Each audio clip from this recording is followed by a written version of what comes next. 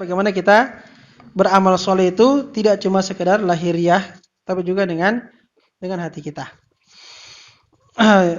Di sinilah pentingnya tadi yang kita sebut dengan al-mahabbatu wal khauf wal raja. Ini disebut ulama sebagai pilar-pilar ibadah. Pilar ibadah. Al-mahabbah wal khauf wal raja. Ini harus ada di hati kita. Dan kita harus mentarbiyah diri kita, mentarbiyah hati kita. Supaya di hati kita ini ada cinta kepada Allah. Ada rasa takut kepada Allah, ada harapan kepada Allah. Ada ta'zim, pengagungan kepada Allah Subhanahu wa taala. Ada rasa butuh kepada Allah Subhanahu wa taala. Ini harus kita tarbiyah diri kita ini.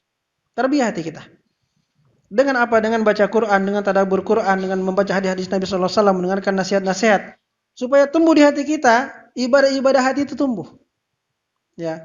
Lalu kemudian ibadah-ibadah hati itu menyebabkan kita bisa beribadah secara fisik dengan baik. Ya.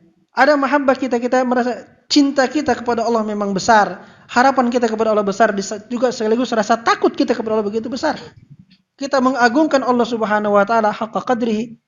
Kita merasa butuh kepada Allah Subhanahu wa taala. Ini semua adalah ibadah-ibadah hati yang harus kita tarbiyah hati kita supaya penuh dengan sifat-sifat itu. Kalau hati kita tidak memiliki sifat-sifat itu, maka ibadah kita hanyalah akan merupakan ibadah-ibadah surah saja.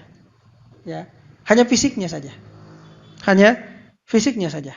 Kalau tidak ada mahabbah di dalamnya, tidak ada khauf, tidak ada roja, tidak ada ta'zim, tidak ada iftiqar ila Allah Ta'ala, maka ibadah kita hanyalah merupakan surah.